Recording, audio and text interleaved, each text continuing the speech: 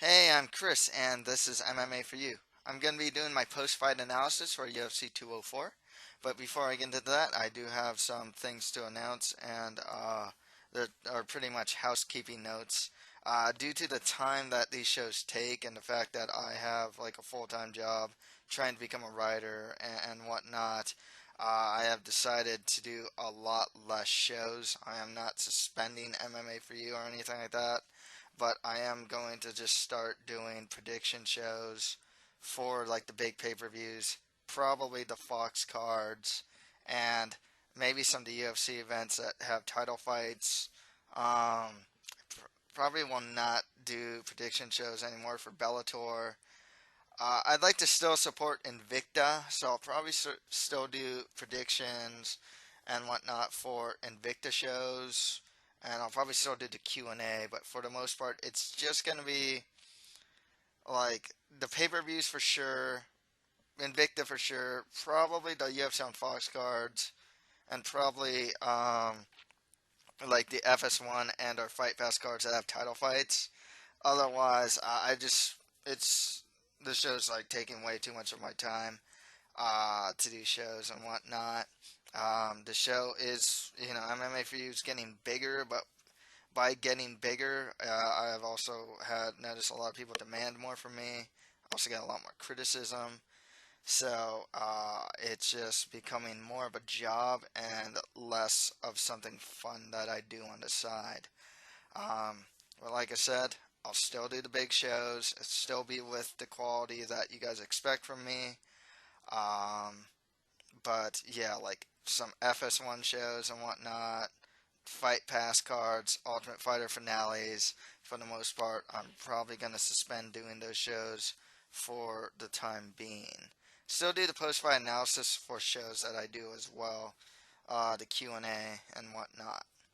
So, before I get into any of that, though, I'd like to plug my own author's website at www.chrismoldon.com. I am an author specializing in the fantasy genre, and you can buy some of my works, starting with my first novel, an action adventure called The Mustard Prince in the Convict Kingdom, for $4.99 on my website on PDF format, or if you have like a Kindle or something like that, or an e-reader, you can buy it from Amazon.com for $4.99, and also just for $1.99 on my website or on Amazon. You can buy some of my short stories or short story collections, starting with the fantasy horror short story The Land of the Wooden Statues. Then there's the horror collection, which is a compilation of 3 of my gothic horror short stories, and the fantasy fable collection, which is a collection of 4 of my fantasy fable short stories. Links to buy those will be provided on this description, along with a link to my author's Facebook page, a link to my Twitter page, and a link to my author's YouTube page. So, on to this card. This card was way better than it probably had any right to be. It was bookended by decisions. It's kind of funny how this card works, because Santos versus Martins was a terrible fight, and then in the middle is nothing but finishes, and then the main event was the fight of the night that went to decision. So it was actually a very good card as far as entertainment goes. Good amount of upsets that happened. My picks, I didn't do so well with my picks. I got 6 out of 11. Um, Bonuses went to Manuel and Alcantara for performance tonight, while Bisbing versus Henderson took home fight of the night. Let's get started. So Michael Bisping defeated Dan Henderson by unanimous decision, 248-47 on 149-46. I mean, this fight was better than I thought it'd be. It was better than like maybe it had any right to be, considering the age of both fighters and whatnot. Um, you know, the way this fight worked, really, Henda dropped Bisping hard in the first round, and then he even dropped him at the very end of the second round. Bisping more or less took over in the third. The fifth was actually pretty back and forth as well. Um, so this was a really fun fight. It was a lot during the middle, it was a lot of Bisping attacking and Henderson just kind of looking for that one shot until the fifth round. And this is Dan Henderson's retirement fight, and despite him not winning, this is probably one of the best ways to go. Uh, this, speaks a lot for his legacy. He's had the wars before, the Shogun fights. He beat Fedor. Um, he had a war with Rampage. He's been there and, you know, has fought some of the best, lost to some of the best, and dude's a warrior. What can I say? The man is a warrior. Um, now it's probably you know now I suppose considering his age and whatnot, it's probably the best time to retire. Um, Still got that really good win over Hector Lombard before this fight, you know, and yeah, hopefully he just rides off into the sunset. Michael Bisping is still your UFC middleweight champion and probably the most recognizable name outside of probably like Anderson Silva uh, in the middleweight division. Um, I'm gonna be honest here though. I I can't help but watch a performance like this, and yes, the fight was really good, and I like Bisping, but I can't help but feel that when I'm watching him fight, it's like I'm almost amazed that he's UFC champion. Just with, I mean, you know, I'm gonna I'm gonna take away from the fight and now just be like pretty analytical and quite harsh, honestly. But like, this is a guy that's having a hard time with Dan Henderson at 46 years of age, and it's it doesn't speak well for Bisping, in my personal opinion, about how he'd do against like the top four guys like Weidman, Rockhold again, Jacare, and or Yoel Romero. Um, it seems now after this fight, I mean Henderson, he used to have a really good chin, but it's greatly deteriorated after a while. And he's tough, but like he doesn't take a hit like he used to. It does seem a bit anomalous that he beat Rockhold in the first round the way he did and knocked him out. Don't want to say luck, lucky punch, or fluke or anything like that. But it kind of shows me that that is not something that's going to happen very often in a Michael Bisping fight. If anything, if he's going to have a 5 round fight, he's probably going to go the full 5 rounds or at least go into some later rounds.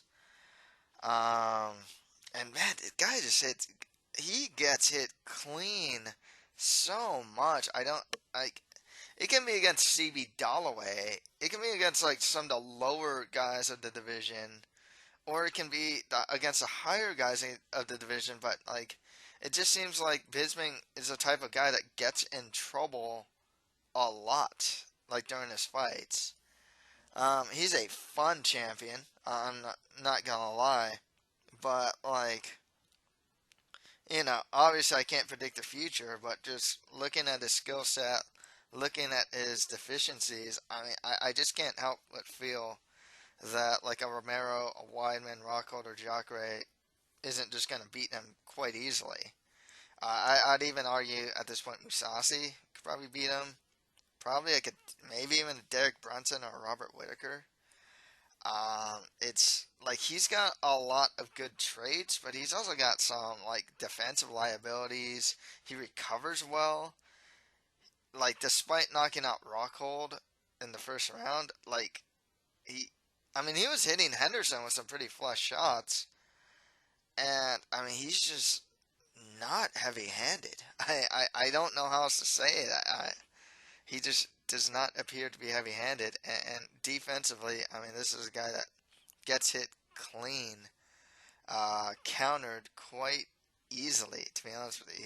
He is pretty high volume, great cardio, great recovery. So there's definitely aspects of Bisping that are very strong, but like I said, it kind of amazes me in a sense that he's UFC middleweight champion. I hate to be so harsh about him. I like the guy actually. Um, he's a character, and I've always been fond of fighters who are like characters as well. Maybe that's because like I've also been a pro wrestling fan since I was a kid, so maybe that's a pro wrestling fan in me. Um, but yeah, it kind of amazes me that like Bisping is a champion considering his skill set, his strengths, but also his weaknesses as well. Despite that, though, it doesn't look like it's going to get any easier for Bisping moving forward. I mean, he got that one title defense, and that's cool.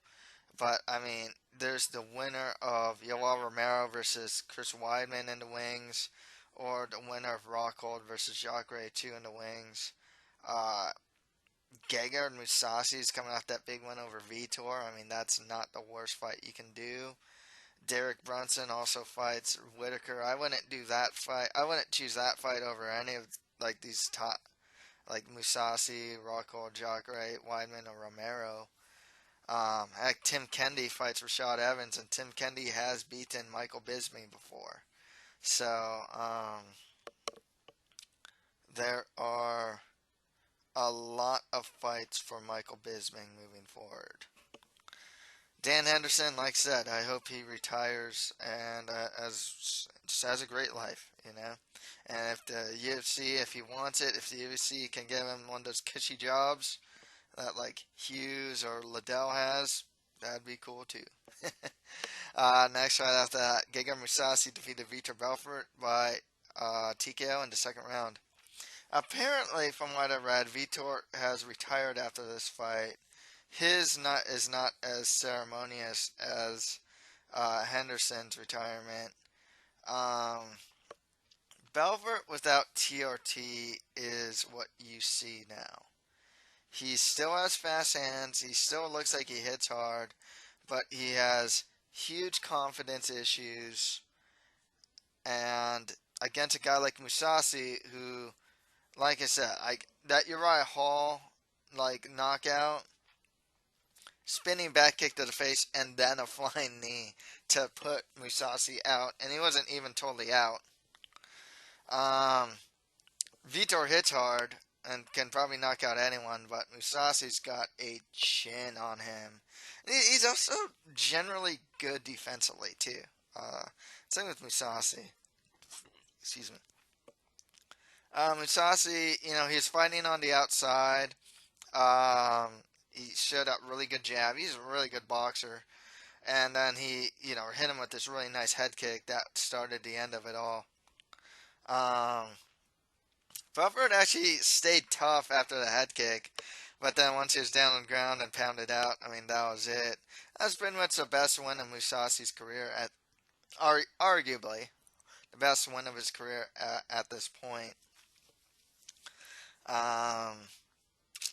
And yeah, the thing with Mousasi too, I think he is, he's on like a 3-fight win streak over some pretty good competition. He beat Tagamata Santos, Vitor, Talis Leites. I mean, those are all pretty good. That's some pretty solid competition there. So he's definitely a guy that needs like one more good win to probably be considered for a title shot, or he could be like he'd be a very good like short notice replacement as well. It's like, oh, Bisping's supposed to fight so and so, but so and so had to pull out, So, and Mousasi wouldn't be a bad like backup, I guess. Mousasi lost to Jacare the second time, pretty bad too, but it's Jacare, and that guy's a beast. It'd be very interesting to see him fight like Rockhold, Romero, or Weidman. Would I favor him against those guys? Probably not, but he's definitely deserved. Like, he's at the point where he probably deserves to fight them now. With that said, I think Musashi should get the winner of Brunson versus Whitaker, or maybe even the winner of Kennedy versus Evans. If Vitor, if he is indeed retiring, I'm sure he's made a lot of money. I think he has his own gyms and whatnot. Um, maybe he goes to. He's a guy that I can actually see going to Strike or Bellator as well. Uh, he's not a guy I can just. He's not a guy I can see staying retired. Like, quite honestly, he's just something about Vitor that just I don't know. Like, I just can't see him staying. Like, he seems like a guy that would like to stay in the fight game for quite a while. Next right after that, Jimmy Manuwa defeated Ovince St. Preux by knockout in the second round.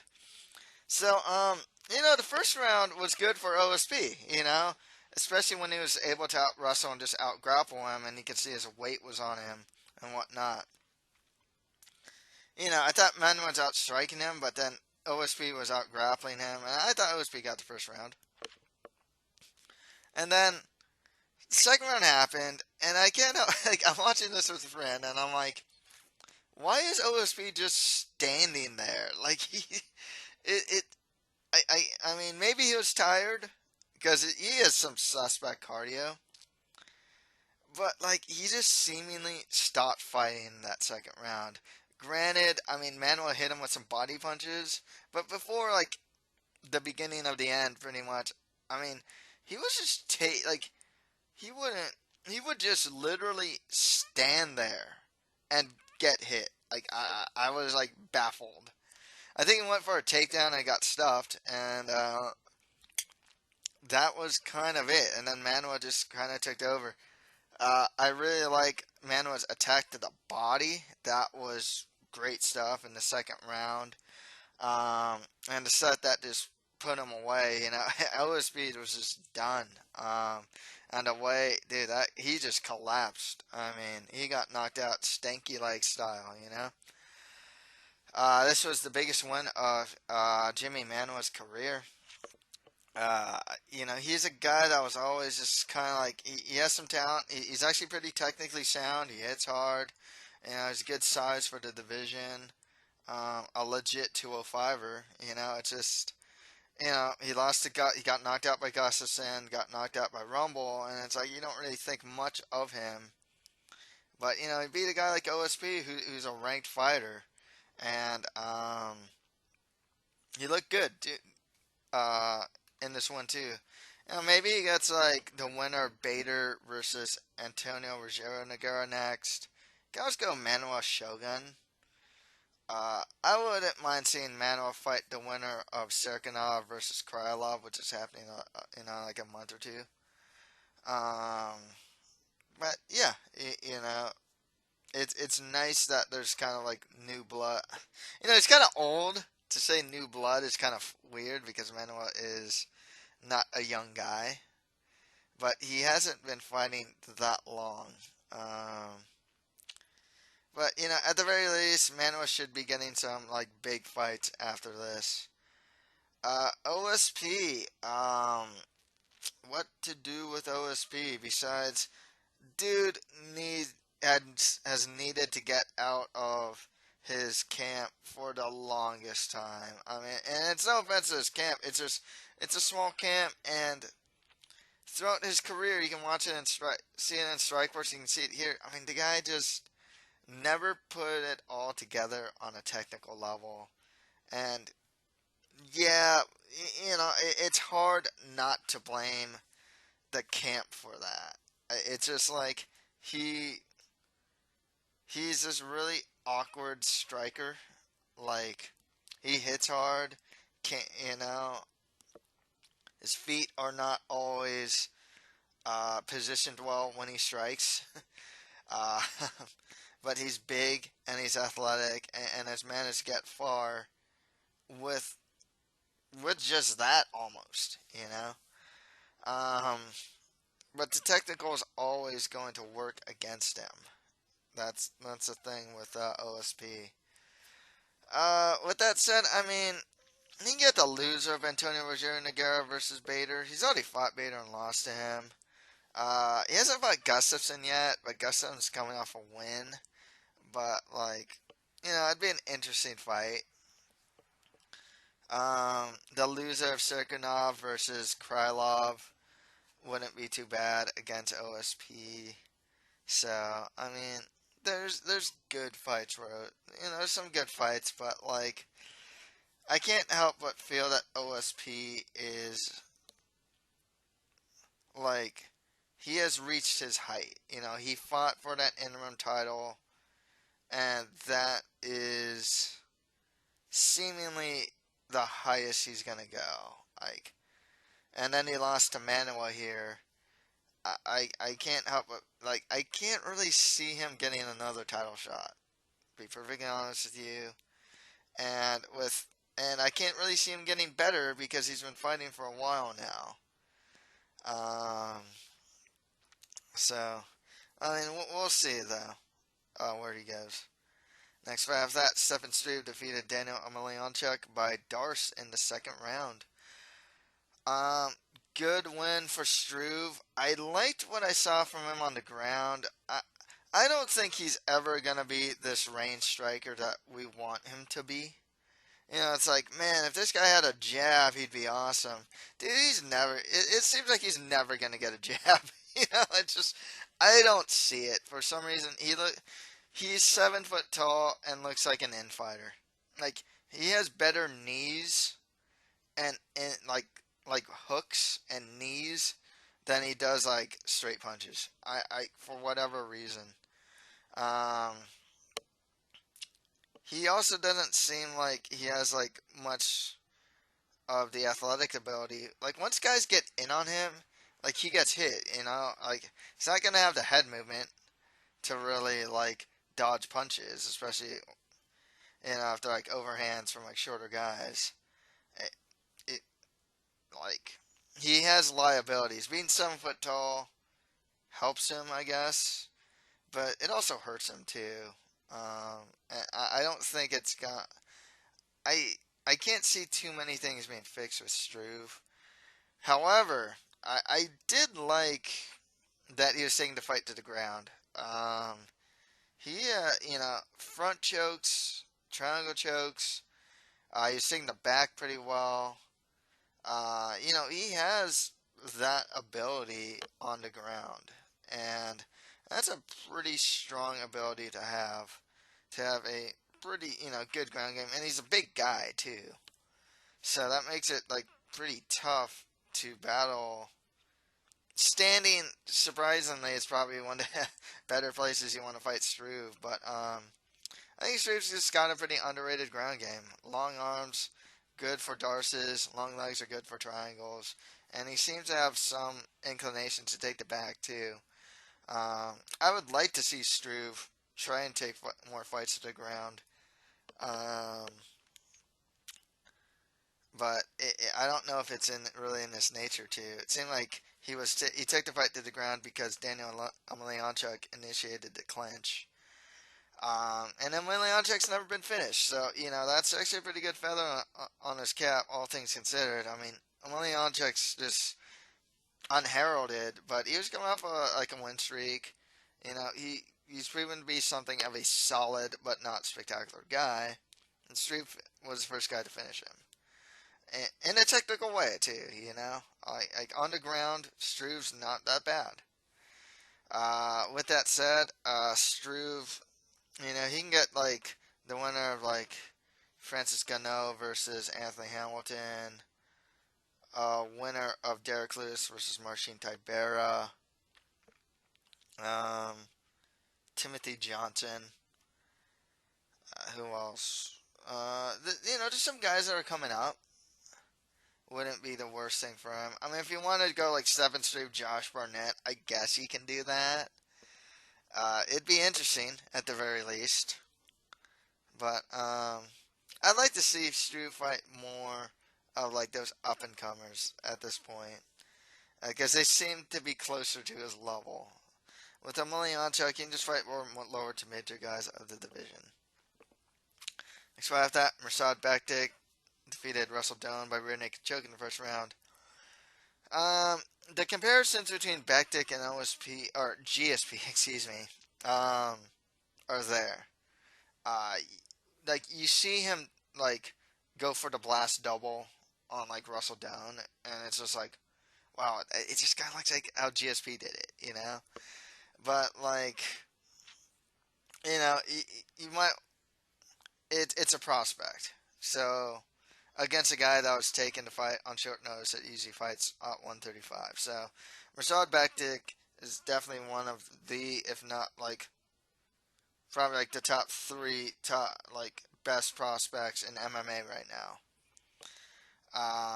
He looks like he has a lot going for him. His wrestling looks really good. His ground and pound is deadly.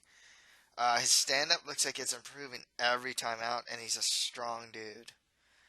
Um, you know, I'm probably gonna pick him to win until he loses. Like, that's how good I see the guy. And you know, Doan, he took the fight on short notice. He got out grappled by the bigger guy, and I think this is what, like 4 losses in a row now. So yeah, you know, Mirsad Bektic, just I would probably give him some top 15 guys, more towards the 10 to 15 guys that can really test him at this point. And with, you know, one opponent that's been suggested for Bektic would be Brian Ortega. I think that wouldn't be a bad fight. Dooho Choi wouldn't be too bad. I like the idea of Kawajiri versus Bektic though, just because like Kawajiri is a good test for a lot of guys. Um, the other test at 145 is Darren Elkins. Wouldn't be the worst fight either. So, you know, just guys who would test Bektic moving forward. Doan, I don't know if he stays in the UFC after this or not. If he does, just fights at 135. We'll see if he can get that, you know, what seems like, you know, he's not the most winning guy. He's not a bad fighter. But, yeah, maybe he gets to keep his job. I don't know. Okay, on the FS1 prelims, Yuri Alcantara defeated Brad Pickett by triangle in the first round. If I'm not mistaken, Pickett is also has also mentioned that he's probably retiring as well, from what I heard under the grapevine. From what I heard, this was a great performance from Yuri Alcantara. I picked him to win this one. You know, the thing with Brad Pickett is he's never been great defensively.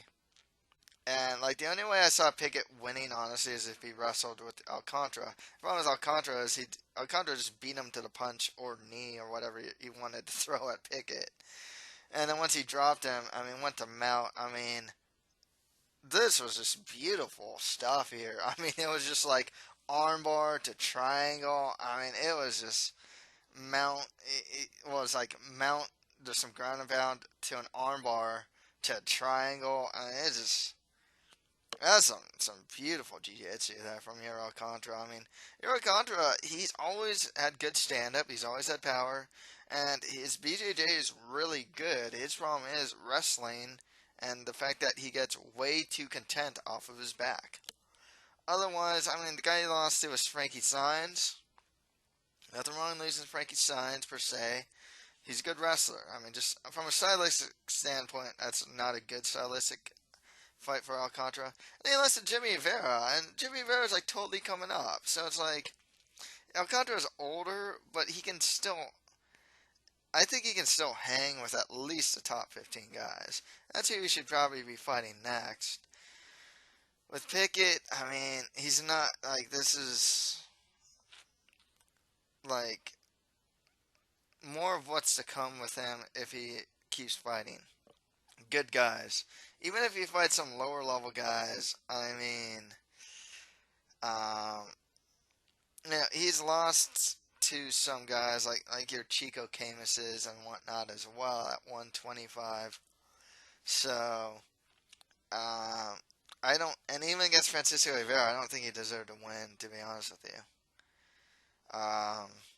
Now, if he wants to retire, that's cool. And if not, he's probably just fight more lower to mid tier guys of the division. So I thought Damian Stasiak defeated Davy Grant by armbar in the third round. So, like, I picked Davy Grant here.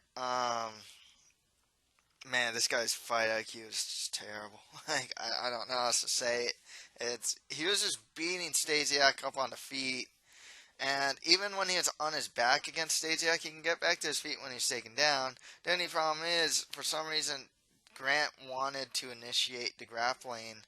Well, Stasiak wanted to initiate the grappling, but like Davy Grant obliged to grapple with him too much when he was just piecing him up in the stand up too. It was one of those like you, he kind of brought it upon himself, because it's like the the only place that Stasiak was going to win was on the ground. So, why did he fall into the ground? I don't understand it when you're just beating him up like pretty bad on the feet, especially in that second round. Um, he sounded like he was way too confident in his skills everywhere. He's a better wrestler from what like Stan was saying. Apparently he's saying he's a better wrestler, better grappler, and it's like, no, the better grappler is Stasiak, but he's the better striker. Grant's the much better striker, and he's also able to get out of grappling exchanges against Stasiak until this armbar came about. So, Damian Stasiak, I mean, it's like two wins in a row now. He has a pretty good ground game. That's something to be feared, but his stand-up game, it needs a lot of work. He's not the best wrestler or anything like that. So, I mean, just more lower to mid-tier guys of the division for both. So after that, Leon Edwards defeated Albert Tunmanov by rear naked choke in the third round. I mean, if the... this is really disappointing because I'm pretty high on Tumanov, but I liked what I saw from Edwards. I've always liked Edwards. I was just really high on Tumanov, and it really goes to show with Tumanov that he has some liabilities on the ground. And his other problem is that he only boxes, Like, Larkin kind of showed, hey, if I kick this guy's legs a bunch of times and just kick him, he can't, in the third round, he can't box with me. And then Leon Edwards kind of showed, hey, if I wrestle him, he might give up his back in a grappling exchange or a scramble, and I can beat this guy, And it's like, first round was Edwards by like control, and then the second round was Tumanov. He's just piecing them up, and then the third round it looked like Tumanov was on his way to win. In my opinion, at least, I thought standing Tumanov would always have Edwards skirting the cage and just beating it up with his hands. I don't know what happened as far as the ground exchange went. Edwards goes for a takedown. Tumanov tries to defend off the scramble, gets his back taken, and gets choked almost like right away. It's just not a good look for Tumanov, Good look for Edwards, rounding out his game, but like at the same time, dude, the biggest problem with Edwards, and this fight kind of showed it too, he throws way too many single strikes. He's looking way too much to counter. That's his thing. It's not going to win. It's not a way to win rounds. Like, honestly, it's good that he's trying to wrestle a bit more, and that's cool. The only problem is Edwards isn't a great wrestler. He'd shoot in, and then he'd stop. He wouldn't drive all the time. So I like Edwards, but like there's liabilities to his game as well. Guys that can just outwork him have beaten him. I mean, that's what Kamaru Usman did. That's what Claudio Ledesma did. He just outworked the guy. Go for relentless takedowns on the guy and just hustle on the guy. And you can kind of beat him. Tumanov was kind of doing that. He's just outstriking the guy. for a long time, showing more volume. But nonetheless, it's still a good one for Edwards, and one I didn't really expect him to win, uh, especially by sub. I just did not expect it at all. And it really shows some holes in Tumanov's game. Tumanov's his boxing's really good, um, but like if you kick him, if you wrestle him a lot, you know, he can definitely have problems. With that said, both guys is more like mid-tier guys of the division for both. So I thought Mark DeCasey defeated Lucas Sayuski by TKO in the second round. Sayuski was done after that first round. I mean, like, he took the fight on short notice and, like, so tired. DeCasey, you know, he's a good prospect. This guy's athleticism is really good. His problem is he needs to, like, tone it down. You know, you can't jump, you know, go for some jump and strike to begin the fight and not get taken down. A lot of guys are probably going to try and take DeCasey down. Yeah, he can scramble and explode back to his feet and whatnot. But there's definitely a lot to like with DeCasey here. His striking is good. He hits hard. Uh, his wrestling and grappling actually isn't that bad, but he's more explosive and power. Even from the stuff I've seen from the regional scene when he was grappling, it seemed like he was kind of like, he still kind of muscled his takedowns a bit. But you know, he's definitely a prospect to watch out for. And with Sayuski, I think it's 3 losses in a row. He's probably gonna get cut. DeCasey probably just get more lower to mid guys of the division. Sayuski probably just gets cut. Got a fight past prelims. Mike Perry defeated Danny Roberts by knockout in the third round. I mean, this fight was a lot of fun, and like Mike Perry definitely has a puncher's chance. He is a guy that looks like, I don't know if the technical is gonna really catch up with him because he's not that technical.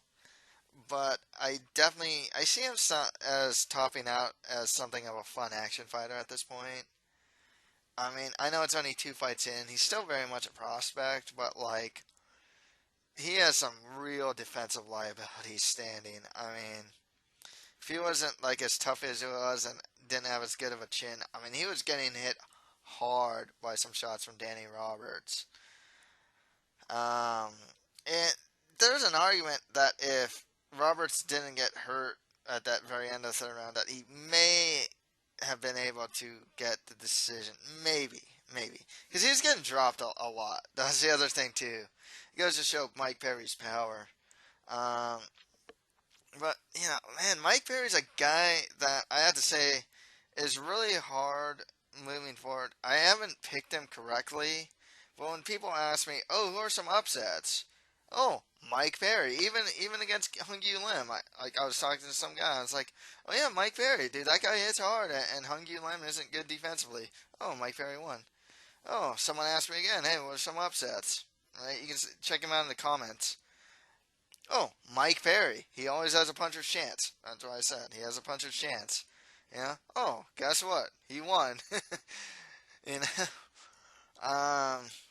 So he always has that power. The technique isn't quite there. The defense isn't quite there. And even on an offensive level, he fights in burst. He counters a lot, and then if he can get you against a cage, then he starts unloading. But he's not a consistent striker. You know, he doesn't like. He actually seems more of a counter puncher at this point, from just what I've seen from his 2 fights in the UFC so far. But you know, he's a fun fighter. Both these guys are fun fighters. And I think both these guys, you know, moving forward, should probably just get matched up with other fun strikers in the welterweight division. So, and finally, Leonardo Santos defeated Adriano Martins by split decision. Yeah, this fight happened. Biggest problem with Adriano Martins is the guy's skilled. He actually is a good boxer. He hits hard. He's a good wrestler and good grappler, BJJ black belt and whatnot. His problem is that he's a low volume striker. And Leonardo Santos is still very much a rote striker, but you know, he's trying, like, kind of putting it all together. He's very quietly putting together a win streak. But, he doesn't. Both these guys just don't look that good here. They just look like they had this like journeyman feel to them, where it's like, they're kind of good everywhere. They're very experienced, um, but they have some liabilities as far as volume goes, possible cardio issues even. They're huge for the weight class. I mean, they're gonna give a lot of guys hard times. Um, these are two, like I'd say they're very much like gatekeeper types at this point. Even though Leonardo Santos is actually coming up, he knocked out Kevin Lee. Like, I can't really see the guy as like he's not a guy I'm like particularly excited for. It's like, wow, I gotta see Leonardo Santos coming up. Like, even like a guy like Masran Duba, it's like Trinaldo. It's like, wow, he's looking pretty good and he's having fun fights. You know, I kind of want to see how far he can go. With Santos, it's kind of like, he's this isn't the only time that he like barely eked out a decision too. I think he got a draw with like Norman Park a while back. I thought Park won, and then this fight, I mean, it really could have gone either way or been a draw even. It's just more like mid-tier guys of the division for both. You know what? At this point, though, for Martin's probably mid-tier guys, but like Leonardo Santos, because he's coming off a win streak, should probably get some higher level competition, like an Evan Dunham or something like that. At this point. So, yeah, that's pretty much it for my post-fight analysis for UFC 204. If you have any comments, just leave them below. And please check out my author's website at www.chrismaldon.com and check out some of my stories and short stories and short story collections, starting with my first novel, The Mustard Prince in the Condiment Kingdom. Then there's short stories like The Land of the Wooden Statues, the Horror Collection, and the Fantasy Fable Collection. So, yeah, that's pretty much it for MMA for You. Thank you guys very much.